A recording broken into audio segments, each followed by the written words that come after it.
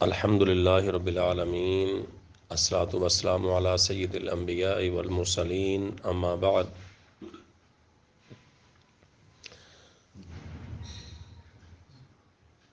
11ویں پارے میں سورہ توبہ کا آخری حصہ ہے، اور یہ وہ حالات یہاں پر بیان ہوئے ہیں جو جنگ تبوک کے حوالے سے ہیں۔ جنگ تبوک ایک وہ بہت بڑی جنگ تھی جو اس وقت کی سپر پاور، جیسے آج امریکہ ہے ویسی سپر پاور روم تھی، اس کے خلاف نبی صلی اللہ علیہ وسلم نے جنگ کی تیاری کی۔ اور آپ صلی اللہ علیہ وسلم کا طریقہ یہ تھا کہ کہیں بھی جب جنگ پر جاتے تو کبھی صحیح نہیں بتاتے تھے، توریا فرماتے تھے۔ توریا یہ ہوتا ہے کہ یعنی اصل بات نہ بتانا، گول مول کر کے ایسے الفاظ بتانا جو جھوٹ بھی نہ ہوں اور حقیقت بھی ان کے اوپر نہ کھل سکے۔ جیسا کہ نبی صلی اللہ علیہ وسلم نے جب مکہ سے مدینہ ہجرت کی تو چونکہ آپ اور ابوبکر صدیق رضی اللہ تعالیٰ عنہ تھے اور پیچھے دشمن لگے ہوئے تھے، ان کا خطرہ تھا، تو ایک کنویں پر پانی پینے کے لیے رکے تو وہاں پر ایک بوڑھا آدمی تھا۔ تو اس نے پوچھا کہ من این کنتم، تم کہاں سے ہو، کون ہو؟ تو نبی علیہ الصلوۃ والسلام نے ظاہر بتانا تو نہیں تھا کہ میں مکہ سے نکلے ہوئے لوگ ہیں۔ تو آپ سے فرمایا کہ انا من الماء، میں پانی میں سے ہوں۔ اب ہر انسان پانی میں سے بنا ہے، اللہ نے فرمایا کہ ہم نے پانی کے نطفے سے، نطفہ پانی ہوتا ہے، اس سے پیدا کیا ہے۔ تو نبی علیہ السلام کی یہ مراد تھی، اور بوڑھا یہ سمجھا کہ ماں کوئی قبیلہ ہے، یہ اس قبیلے کے لوگ ہیں، ٹھیک ہے، جھوٹ بھی نہیں ہوا اور اپنی اصل حقیقت بھی ظاہر نہیں کی۔ ایسے ہی جنگ آزادی میں انگریزوں کے خلاف ایک بزرگ کا قصہ آتا ہے، اس کے پیچھے انگریز کی فوج سپاہ اس کے پیچھے تھی، تو وہ جس مجلس میں موجود تھے وہاں پر یکدم انگریزی فوج آ گئی۔ تو اس نے کہا ہاں بھئی، اس نام کا بندہ تم میں سے کون ہے، کس نے دیکھا ہے، تم بتاؤ، تم بزرگ لگ رہے ہو۔ اب وہ وہی آدمی تھا، وہی بزرگ تھا جس کو فوج تلاش کر رہی ہے۔ تو وہ دیکھتے ہی دیکھے یہاں پر کھڑے تھے، 2 منٹ ادھر ہو گئے، یعنی ہٹ کے وہاں سے 2 قدم چل کے ادھر ہو گئے، اور انہوں نے کہا کہ جی کچھ دیر پہلے تو یہیں کھڑے تھے، ہم نے دیکھا ہے، اب مجھے پتہ نہیں کہا۔ یعنی جھوٹ بھی نہیں بولا اور حقیقت بھی چھپا لی کہ تھوڑی دیر پہلے یہاں دیکھا تھا ان کو، تو اس طریقے سے وہ بچ گئے۔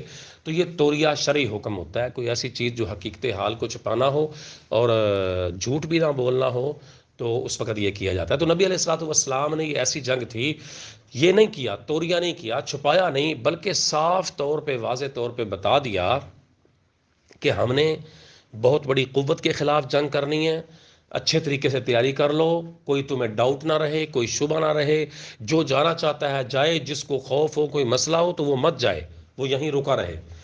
اب جنگ تبوک میں حالات یہ تھے کہ اہل مدینہ کے پاس جو مین فصل تھی وہ کھجور تھی، اور کھجوریں پک کر تیار ہو چکی تھی، پورے سال کی ایک فصل، پورے سال کو اس کو بیٹھ کے کھانا ہے، اس پہ ان کی تجارت اور معیشت کا انحصار ہے۔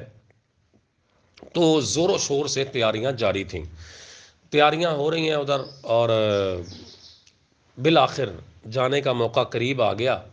تو مشرقی مدینہ میں 2 گروہ تھے، ایک مسلمانوں کا تھا اور ایک منافقین کا تھا۔ تو ان 2 گروہوں میں سے منافقین جان بوجھ کر اس جنگ میں شرکت نہیں کی انہوں نے، کیونکہ ان کو پتا تھا کہ مسلمان 30,000 کی تعداد میں ہیں، وہ کئی لاکھ کی تعداد میں ہے، تو انہوں نے بچ کے کہاں آنا ہے، ہم جاتے نہیں، ہم خام خواہ مشقت اٹھاتے پھرے، ہمیں کیا ضرورت ہے۔ تو ان کو یہ امید تھی، ایک تو وہ رہ گئے پیچھے، یا جن کی نبی علیہ السلام نے کوئی ڈیوٹی لگائی تھی وہ رہ گئے، لیکن اس میں سے چند لوگ جو سستی کی وجہ سے بھی رہ گئے۔ تو جب نبی علیہ الصلوۃ والسلام جنگ سے واپس آئے تو آپ صلی اللہ علیہ وسلم کی عادت تھی کہ لمبے سفر سے جب واپس آتے تو پہلے مسجد جاتے، مسجد میں جا کے پھر 2 رکعت نفل پڑھتے، اور ساتھیوں سے ملاقات کرنے کے بعد پھر گھر تشریف لے جایا کرتے تھے۔ تو آپ صلی اللہ علیہ وسلم 2 رکعت پڑھ کے بیٹھے تو لوگ آ کے معذرتیں کرنے لگے، منافقین تقریباً 80 سے 90 لوگ تھے، منافقین جو اصل میں تو اس لیے نہیں گئے تھے کہ یہ کہاں سے بچ کے آئیں گے، جنگ ہوئے گی، تو جب دیکھا کہ واپس آ گئے ہیں اور اللہ نے کفار کے دلوں میں ہیبت ڈال دی، وہ حملے کے لیے آئے ہی نہیں، اس علاقے میں آئے ہی نہیں جہاں پر انہوں نے آنے کا ارادہ کیا ہوا تھا، تو وہ دفعہ دور ہو گئے۔ آپ صلی اللہ علیہ وسلم ان کے دل میں روب ڈال کے، ان کے اوپر روب ڈال کے واپس آ گئے۔ اب وہ اس سپارے کا جو آغاز ہو رہا ہے، یعتذرون الیکم اذا رجعتم، کہ وہ آپ سے اے پیغمبر جب آپ آئے ہیں تو آپ سے وہ معذرتیں کر رہے ہیں۔ قل لا تعتذروا لن نؤمن لکم، ان کی معذرتیں آپ کہیں کہ ہم آپ کے اعمال کو دیکھ کے فیصلہ کریں گے، تمہاری معذرتیں تو تم جھوٹی کر رہے ہو۔ منافقین کو خطاب ہے، منافقین آ کے معذرتیں کر رہے ہیں، جی مجھے یہ مسئلہ تھا، مجھے یہ مسئلہ تھا۔ تو جب آ کے یہ کیا تو نبی علیہ الصلوۃ والسلام نے فرمایا، حکم بھی ہے کہ ہمیں ظاہری عمل دیکھنے کی ضرورت ہے، ہم کسی کے اندر نہیں گھس سکتے۔ اگر ظاہری طور پہ وہ یہ کہہ رہا ہے کہ میں ایسے نہیں ہوں، میں ایسے ہوں، تو مان لو، اس کی نیت کا معاملہ اللہ پر چھوڑ دو۔ تو ہم کسی کے اوپر فتویٰ لگائے نہیں جی یہ ایسے نہیں کہہ رہا، اس کا مقصد یہ تھا، تو یہ ہمارے اندر کی وہ ضد ہٹ درمی ہو سکتی ہے، ویسے اس کی ضرورت نہیں ہوتی ہے۔ جب وہ معذرتیں کر رہے تھے آ کے، تو نبی علیہ الصلوۃ والسلام ان کی معذرت قبول کرتے اور ان کے لیے استغفار کی دعا کرتے اور کہتے ٹھیک ہے جاؤ جی، تمہارا معاملہ اللہ کے ساتھ ہے۔ اب یہ وہ لوگ تھے، فرمایا کہ ان میں سے 9 لوگ وہ تھے جنہوں نے آ کے معذرت نہیں کی، 9 لوگ، اور وہ صحابہ تھے، باقی اکثریت منافقین کی تھی، ٹھیک ہے۔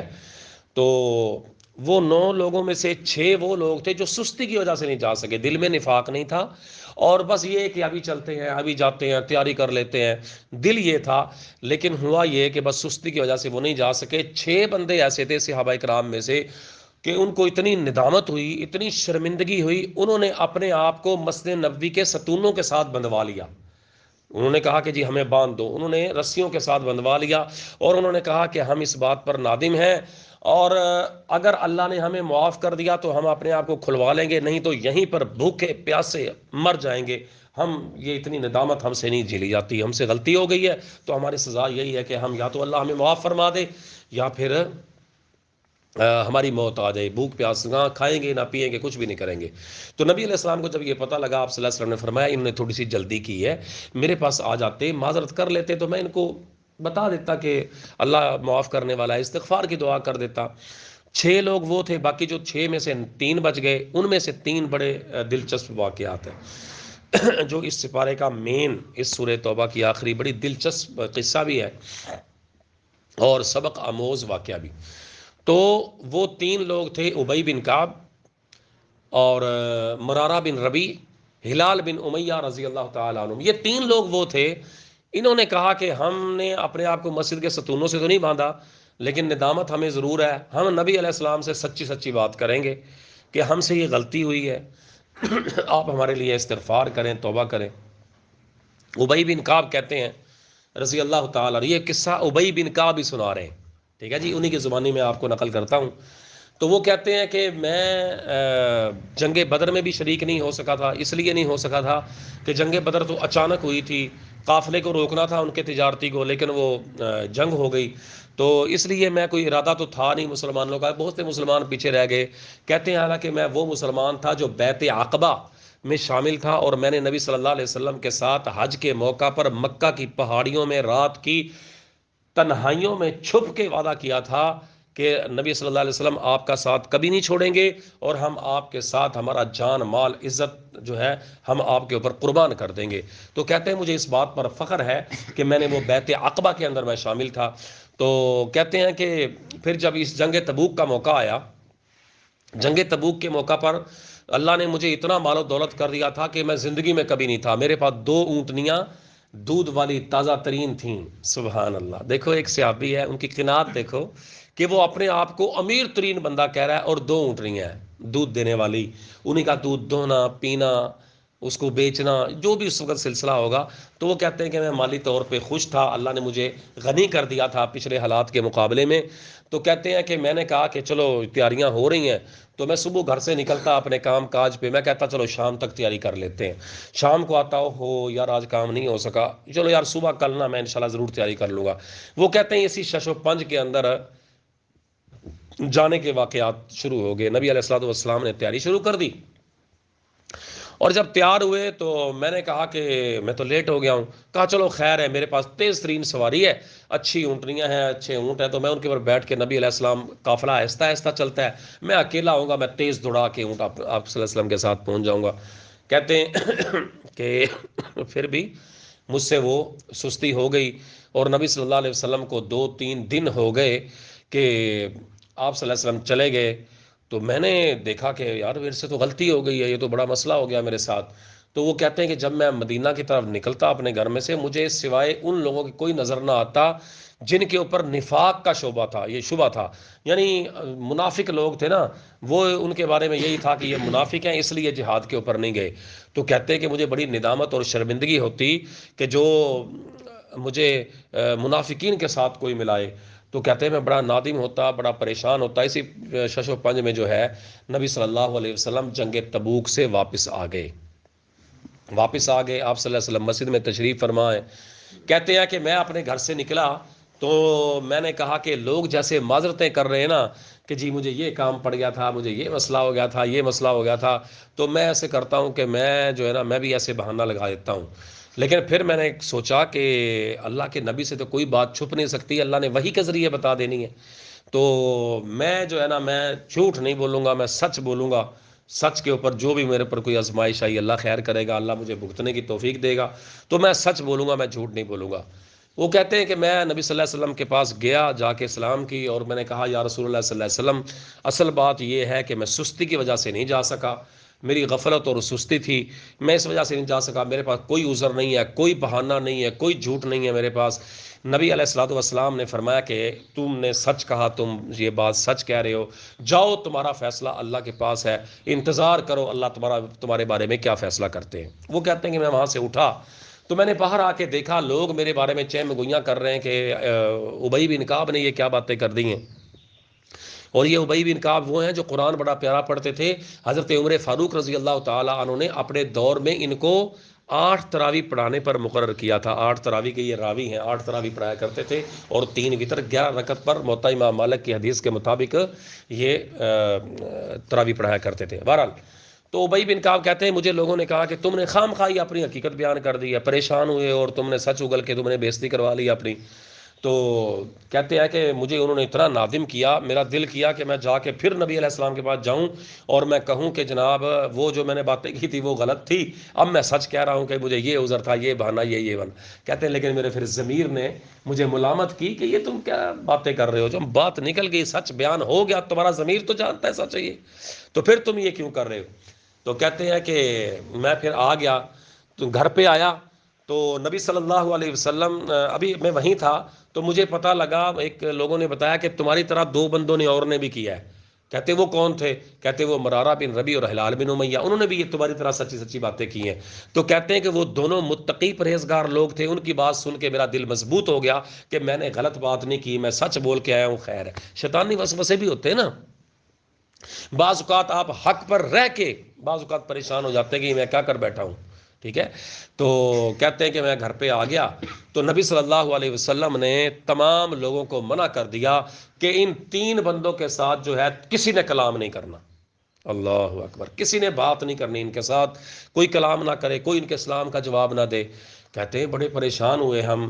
تو اسی کیفیت میں کہتے ہیں میں صبح مدینہ کے بازاروں میں نکلتا تو میرے ساتھ میری طرف دیکھتے سارے لوگ، نہ میرے سلام کا جواب دیتے، نہ مجھے سلام کرتے، اور میں اتنا پریشان ہوتا.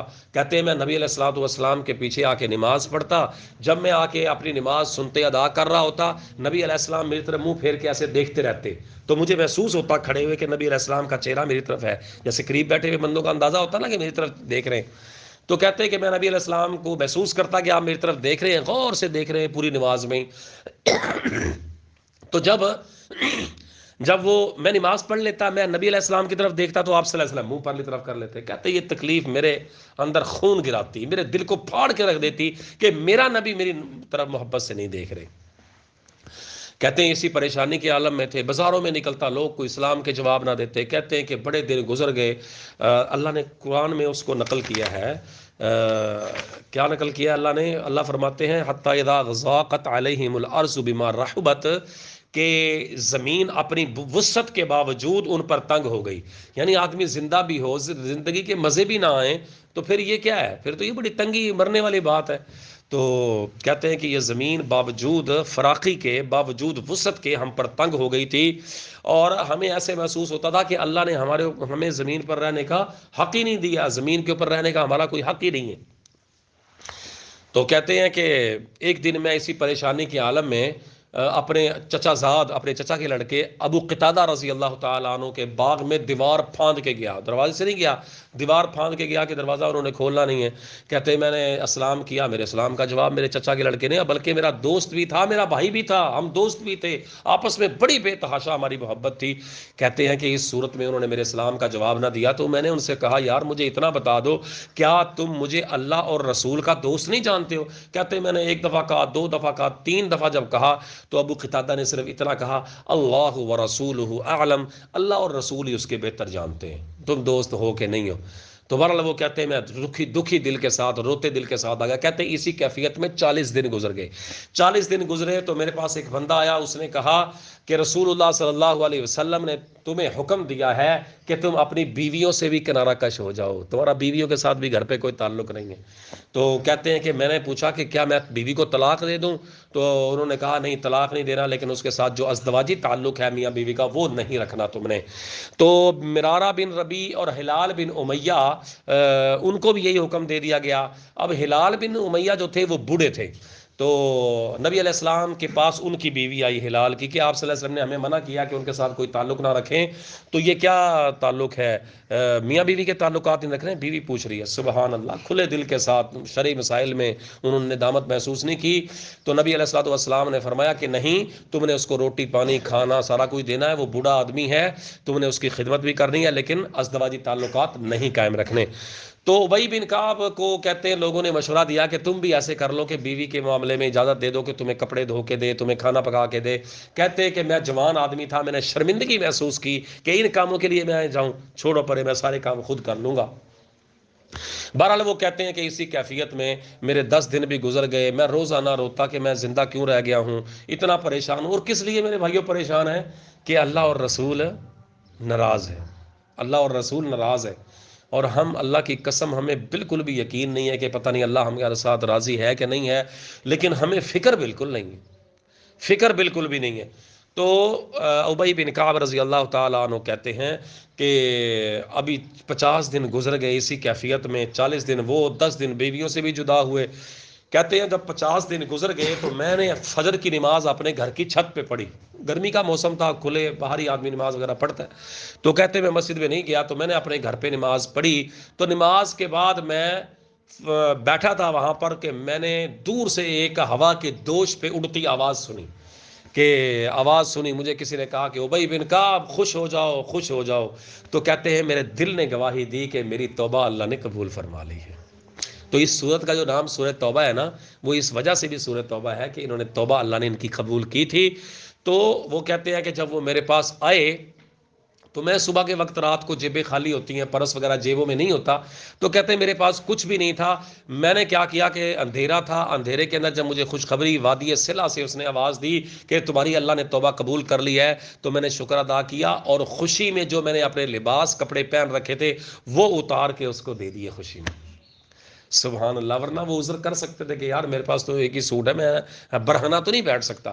تو وہ کہتے ہیں میں نے ان کو اللہ کی راہ میں تحفے میں دے دیا. تو اس نے آ کے مجھے بتایا کہ نبی علیہ السلام نے فجر کی نماز پڑھائی اور اس کے بعد تمہیں خوشخبری سنائی ہے کہ اللہ نے تمہاری توبہ قبول کر لی ہے.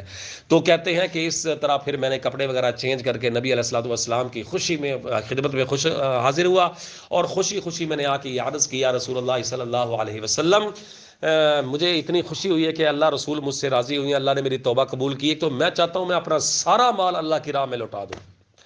تو نبی علیہ السلام نے فرمایا یہ بات اچھی ہے, لیکن اپنے پاس بھی کچھ نہ کچھ رکھو, کیونکہ یہ ٹھیک نہیں ہے کہ تم خود تمہارے بچے ٹکے ٹکے کے محتاج ہو جائیں, یہ ٹھیک نہیں ہے. تو پھر انہوں نے کچھ مال اپنا صدقہ کر دیا. تو اس طریقے سے میرے محترم بھائیوں صحابہ کرام کی کیفیت تھی, اور صحابہ کرام چھوٹی چھوٹی باتوں کو اس طرح پریشان ہوتے تھے, توجہ کرتے تھے. اور ہم وہ ہیں ہم وہ ہیں کہ ہمارے پاس ہمارے بڑے بڑے گناہ ہیں، بدکاریاں ہم کرتے ہیں، شرابیں، سود، زنا، گانے، داڑیاں مڈانا، گالم گلوچ کرنا، یہ کرنا وہ کرنا، سارے کام کرتے ہیں۔ صحابہ کرام سے غلطیاں ہوتی تھیں، چھوٹی چھوٹی، کوئی چھوٹی موٹی غلطی ہو گئی تو چھوٹی موٹی غلطی ہو جانے کے باوجود وہ اتنے پریشان ہوتے تھے۔ تو ہمارے ہاں اتنی غلطیاں کرنے کے باوجود ہم نہیں ہوتے میرے محترم بھائیوں، یہ بہت خطرے کی بات ہے اور بہت خوفناک بات ہے۔ باتیں تو سب 11ویں سپارے میں اور بہت سی ہیں، لیکن یہ واقعہ اتنا اہم تھا، میں نے کہا کہ چلو بھائیوں کو وہ سنا دیا جائے تاکہ ہمارے ایمان تازے ہوں۔ اور پھر حضرت ابی بن کعب رضی اللہ تعالیٰ عنہ کہتے ہیں کہ مجھے اللہ نے سچ کی برکت سے اللہ نے معاف کیا تھا، تو یہ نبی صلی اللہ علیہ وسلم کے سامنے بیٹھ کے انہوں نے عہد کیا کہ یا رسول اللہ صلی اللہ علیہ وسلم، مجھے سچ کی برکت سے اللہ نے معاف کیا ہے، آج کے بعد میں آپ سے عہد کرتا ہوں کہ زندگی میں کبھی جھوٹ نہیں بولوں گا۔ اور کہتے ہیں کہ پھر میں جب تک زندہ رہا اور میں آخری عمر تک بھی میں نے کبھی جان بوجھ کے جھوٹ نہیں بولا۔ کوئی غلطی سے ہو گیا ہو تو الگ بات، غلطی سے مراد یہ کہ کس سے خبر سنی وہ جھوٹی تھی، اس کو آگے بیان کر دیا تو انہوں نے سچی سمجھ کے بیان کی، بھلے وہ جھوٹی تھی، لیکن خود ارادتاً کبھی جھوٹ نہیں بولا، تو سچ کی برکت سے اللہ نے ان کو معاف کیا تھا۔ تو ہم بھی اگر سچ کو کوشش کریں، جو ہم قدم قدم پر جھوٹ بولتے ہیں، قدم قدم پر ہم جھوٹ بولنے کی کوشش کرتے ہیں، تو اگر ہم سچ بولیں تو انشاءاللہ اللہ ہم سے بھی راضی ہوگا۔ اللہ سے دعا ہے کہ اللہ تعالیٰ اسی رمضان المبارک میں ہم سے راضی ہو جائے، ہمارے گناہوں کو معاف کر دے اور ہماری لغزش و خطاؤں کو معاف کر دے، اسی رمضان میں ہمیں گناہوں سے پاک کر دے۔ وما علیہ الا البلاغ۔